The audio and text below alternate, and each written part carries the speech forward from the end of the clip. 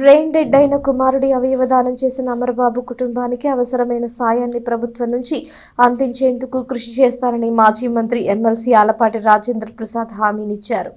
పట్టణ పెనపాడుకు చెందిన పెరుగు అమరబాబు ఇటీవల ప్రమాదంలో తీవ్రంగా గాయపడి గుంటూరు ఆసుపత్రిలో చికిత్స పొందుతూ బ్రెయిన్ డెడ్ అయిన విషయం తెలిసిందే. అతడి అవయవాలను కుటుంబ సభ్యులు దానం చేశారు. ప్రధానమైన అవయవాలను అవసరమైన 6గురికి వైద్యులు అమర్చారు. గురువారం సాయంత్రం తెనాలి వచ్చిన ఎమ్మెల్సీ ఆలపాటి రాజేంద్ర ప్రసాద్ పెనపాడులోని అమరబాబు నివాసానికి వెళ్లారు. కుటుంబ సభ్యులను పరామర్శించారు. తన సానుభూతిని తెలియజేశారు. చేతికి అంది వచ్చిన కొడుకు దుఃఖాన్ని దిగమించి 6గురికి చక్కని జీవితాన్ని ప్రసాదించినందుకు కుటుంబ సభ్యులను అభినందించారు. ప్రభుత్వం దృష్టికి తీసుకువెళ్లి అవసరమైన సాయం అందేలా చూస్తానని హామీ ఇచ్చారు. వీరితో పార్టీ నాయకులు ఉన్నారు.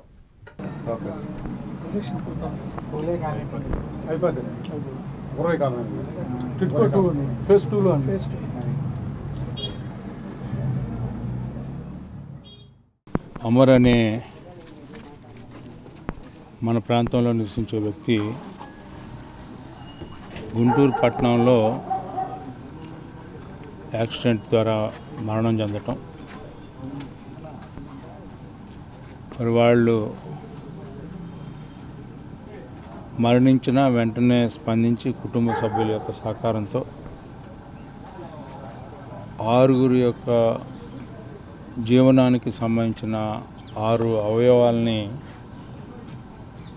గుండెని, కిడ్నీలని, అదేవిధంగా లివర్ని, కళ్ళుని, ఇట్లా 6 ప్రధానమైనటువంటి అవయవాలని దానం చేసినటువంటి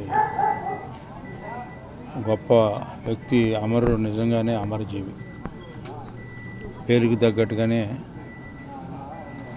అతని జీవితానికి నిజమైనటువంటి అర్థాన్ని ఇచ్చినటువంటి అమరజీవి. చనిపోతూ 6గురికి జీవనం ఇచ్చినటువంటి వ్యక్తి. మరి పైకి వచ్చిన చేతికొచ్చిన బిడ్డ నోటికి దగ్గర దాకా వచ్చినటువంటి కూడు నేలపాలైనట్టుగా మరి అందొచ్చిన బిడ్డ చనిపోవటం వల్ల కుటుంబం నిరాధారమైంది.